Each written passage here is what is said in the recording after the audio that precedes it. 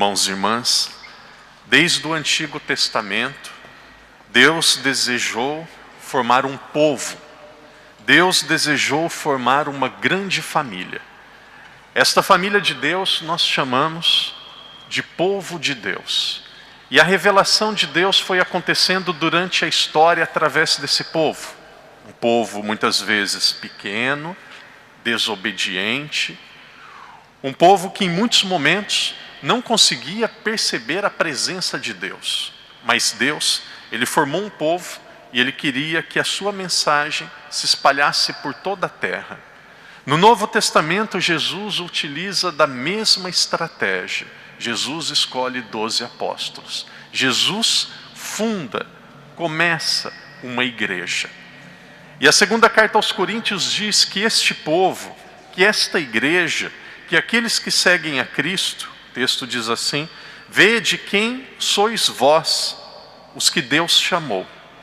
Não há muitos sábios, naturalmente falando, nem muitos influentes, nem muitos bem-nascidos, ou seja, pessoas de classes altas. Jesus diz que Ele formou um povo e escolheu pessoas que aos olhos humanos são pessoas comuns, muitas vezes pessoas frágeis. Talvez nós não nos demos conta disso, mas o povo de Deus hoje somos nós. Se nós olharmos para uma cidade como Macau, uma cidade que não é tão grande, aproximadamente 700 mil pessoas. Se nós olharmos para a comunidade portuguesa, conversava com uma pessoa que conhece as estatísticas da cidade, dizia que hoje aproximadamente são 3.500 portugueses nascidos em Portugal que moram em Macau. Nós temos muitos macaenses também, graças a Deus. Mas a nossa comunidade, relativamente falando, é uma comunidade pequena. Nós somos o povo que Deus formou e nós devemos nos alegrar por isso. Não é porque nós somos o povo de Deus que nós somos pessoas melhores, que nós somos pessoas mais santas, mas nós devemos olhar para nós e dizermos assim: eu me alegro, eu sou feliz, porque Deus me atraiu para Ele. Eu sou feliz porque Deus me chamou para a igreja, eu sou feliz porque Deus me chamou e eu faço parte da sua família. E aqui entra o segundo ponto. Apenas fazer parte da família de Deus, apenas pertencer à igreja, não é suficiente. A sociedade de hoje criou no nosso coração uma repulsa. Quando nós ouvimos esta palavra, o padre vai dizer: Deus nos chama para sermos santos. Deus nos chama para nos tornarmos a melhor versão de nós mesmos. Deus nos chama para um dia vivermos eternamente com Ele. O que significa ser santo? A primeira pregação de Jesus, o Sermão da Montanha, capítulo 5 do Evangelho de São Mateus, abrindo um parênteses, nós sabemos que todo país, os países democráticos, os grandes países do mundo, tem uma Constituição.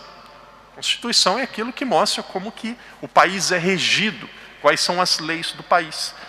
Os teólogos da igreja dizem que existem 3 capítulos no Evangelho de São Mateus que são como a constituição do reino dos céus.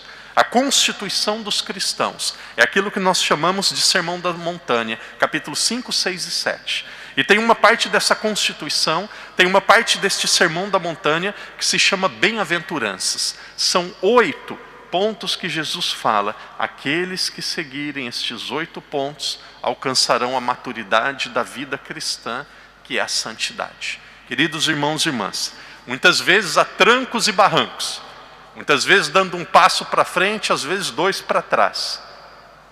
Deus nos chama para avançarmos na nossa amizade com Ele. E qual que é o primeiro passo, qual que é a primeira aventurança? Aqueles que querem crescer na fé, aqueles que querem crescer na amizade com Deus. Qual que é o primeiro passo? O texto diz: bem-aventurados os pobres em espírito. O que significa pobres em espírito? Jesus poderia dizer: bem-aventurados os pobres materiais, nós saberíamos, bem-aventurados aqueles que não têm dinheiro. Mas Jesus não disse bem-aventurados os pobres materiais. Jesus disse Bem-aventurados os pobres em espírito. Tem pessoas que não têm dinheiro, mas têm o coração orgulhoso. Eu já vi pessoas, acontece em Macau, tem gente que não tem dinheiro, vai em restaurante bem vestido, todo bem apresentável, come e depois vai embora, como se tivesse tudo normal, tudo certo. Então tem pessoas que não têm caráter mesmo. Tem pessoas que, infelizmente, às vezes não têm condição de vida, mas ainda são orgulhosos, acham que são melhores do que os outros, querem sempre ter a razão e estar por cima. Não, então só ser pobre não resolve. Jesus diz dos pobres de coração. O que é o pobre de coração? Me recordo uma vez, eu tive um professor de filosofia muito bom.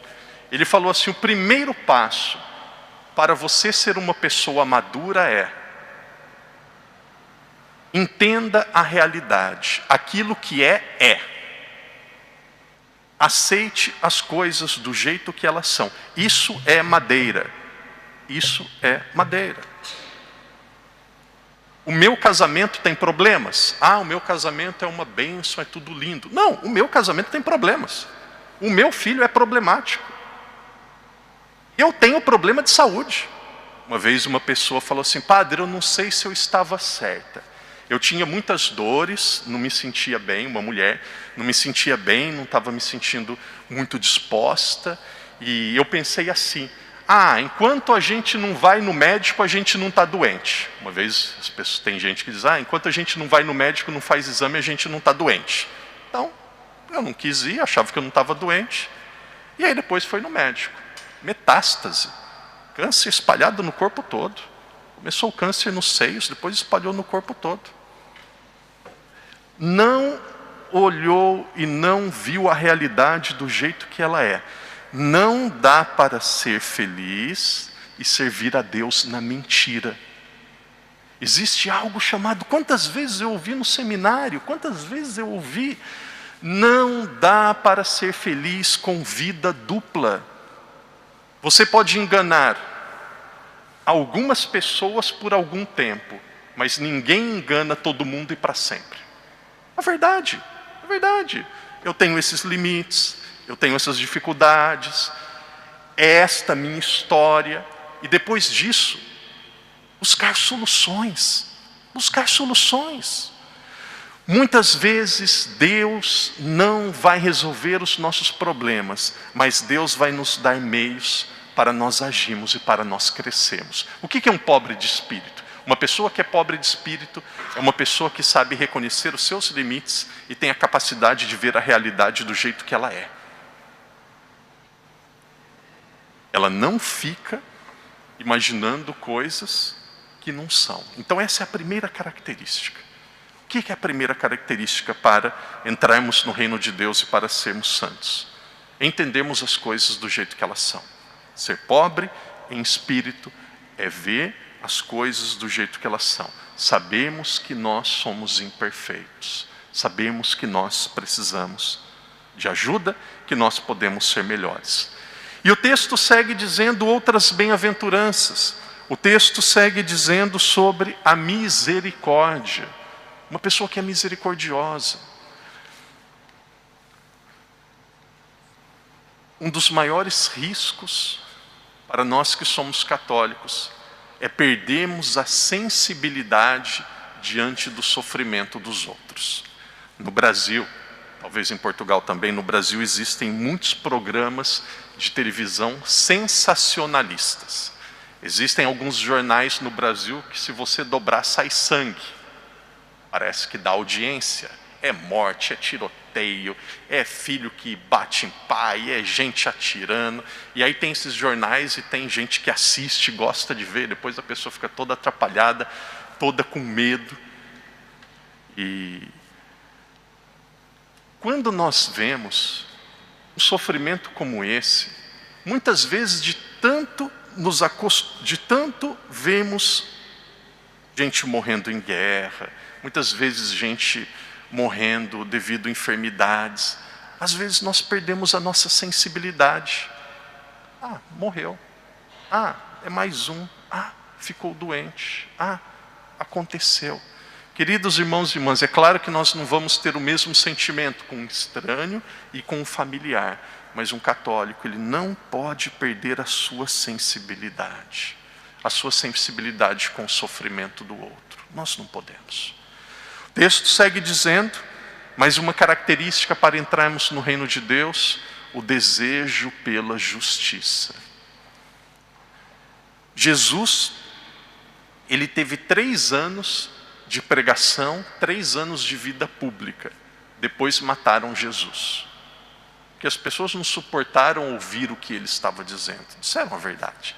Jesus durou na sociedade 3 anos. Talvez se ele vivesse na nossa sociedade, também teria problemas.